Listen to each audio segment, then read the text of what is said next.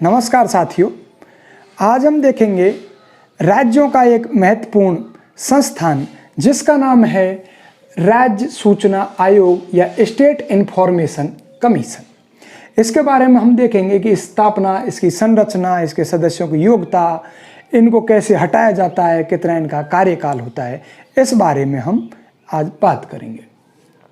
राज्य सूचना आयोग की स्थापना के बारे में अगर हम देखें तो राज्य सूचना आयोग की स्थापना सूचना के अधिकार अधिनियम 2005 के तहत सभी राज्य सरकारों ने एक शासकीय राजपत्र में एक अधिसूचना के माध्यम से अपने अपने राज्यों में राज्य सूचना आयोग की स्थापना की है।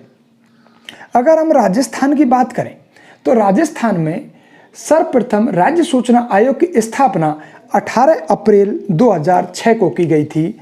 राजस्थान में 18 अप्रैल 2006 को की गई थी, जिसका प्रथम अध्यक्ष एमडी कोरानी को नियुक्त किया गया था।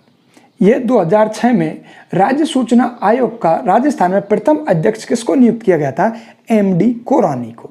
इसके बाद में टी श्रीनिवास को दूसरा अध्यक्ष नियुक्त किया गया था और वर्तमान में सुरेश कुमार चौधरी वर्तमान में राज्य सूचना आयोग के मुख्य सूचना आयुक्त हैं। नाम है सुरेश कुमार चौधरी।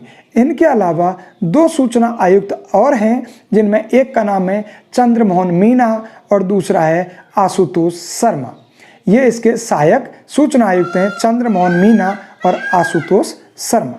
अगर हम पूरे भारत की बात करें कि भारत का केंद्रीय सूचना आयोग का वर्तमान अध्यक्ष कौन है, तो केंद्रीय सूचना आयोग का वर्तमान जो अध्यक्ष है, कमिश्नर है, मुख्य सूचना आयुक्त है 2020 में, उनका नाम है विमल जुल्का। अब हम इसके संरचना या संगठन की बात करें तो राज्य सूचना आयोग की संरचना में एक मुख्य सूचना आयुक्त और अधिकतम 10 सूचना आयुक्त हो सकते हैं। एक मुख्य सूचना आयुक्त और अधिकतम 10 सूचना आयुक्त हो सकते हैं। इन मुख्य सूचना आयुक्त और सूचना आयुक्तों की नियुक्ति राज्यपाल के द्वारा की जाती है। राज्यपाल एक समिति की सलाह पर इनकी नियुक्ति करता है। यह समिति 3 सदस्यीय होती है। इन 3 सदस्यों में एक तो किसी भी प्रदेश का मुख्यमंत्री होता है, दूसरा एक कैबिनेट मंत्री होता है और तीसरा एक विधानसभा में विपक्ष का नेता होता है। तो इन 3 सदस्यीय समिति, जिसमें एक तो है यह चीफ मिनिस्टर मुख्यमंत्री, दूसरा मुख्यमंत्री द्वारा नियुक्त एक कैबिनेट मंत्री, एक विधानसभा में विपक्ष का नेता, इन 3 सदस्यों से मिलकर जो समिति बनती है, यह समिति सलाह देती है राज्यपाल को और राज्यपाल इस समिति की सलाह के आधार पर राज्य सूचना आयोग के सदस्य और अध्यक्षों की नियुक्ति करता है। अगर हम इनके योग्यता की बात करें तो राज्य सूचना आयोग के सदस्य और अध्यक्षों की जो योग्यताएं होती हैं वह है कि उसे सार्वजनिक जीवन में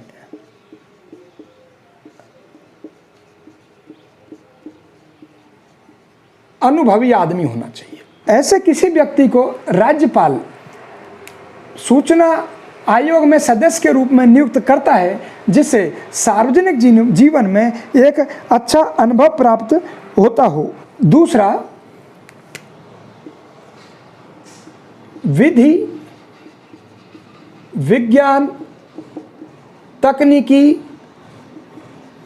प्रशासन, प्रबंधन, पत्रकारिता, जनसंचार आदि के क्षेत्रों में किसी व्यक्ति को अगर कोई विशिष्ट अनुभव प्राप्त है, उसे राज्य सूचना आयोग के अध्यक्ष या सदस्य की नियुक्ति किया जाता है। इन सभी सदस्यों में जिसे विशिष्ट अनुभव प्राप्त है, उस व्यक्ति को अध्यक्ष या सदस्य के रूप में राज्यपाल नियुक्त करता है और दूसरा, सार्वजनिक जीवन में अनुभवी व्यक्ति को नियुक्त करता है और तीसरा, ऐसे व्यक्ति नियुक्त करता है जो किसी लाभ के पद पर ना रहा हो और चौथी योग्यता को हम देखें तो ऐसा व्यक्ति जो संसद और राज्य की विधानसभा में किसी भी पद पर भी वर्तमान में नियुक्त ना हो, ऐसे व्यक्ति को राज्य सूचना आयोग के सदस्य के रूप में नियुक्त किया जाता है। राज्य सूचना आयोग के जो अध्यक्ष हैं और सदस्यों का कार्यकाल 5 वर्ष या उसकी उम्र का 65 वर्ष। उनकी नियुक्ति से 5 वर्ष तक लगातार वे अपने पद पर बने रहते हैं। यदि उनकी उम्र 65 वर्ष हो जाती है तो उनको वहां से पद छूटना पड़ता है।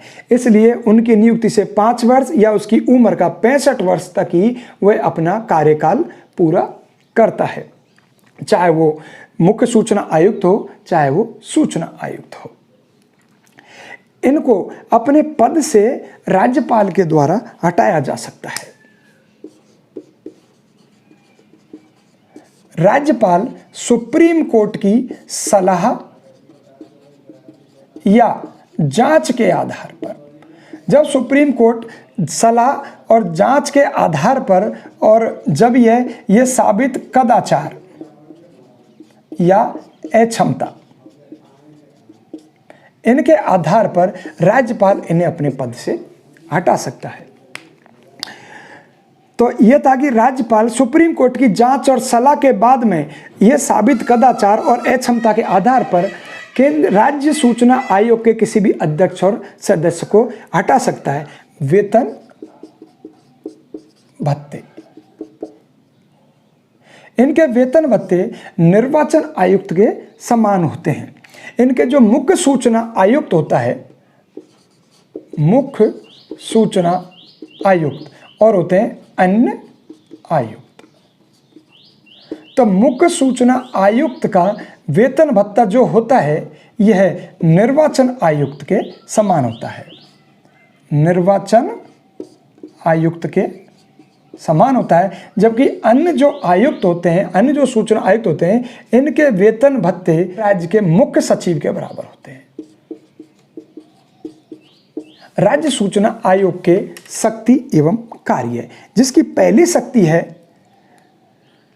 राज्य सूचना आयोग का दायित्व है किसी भी व्यक्ति से प्राप्त जानकारी या शिकायत का निवारण करना।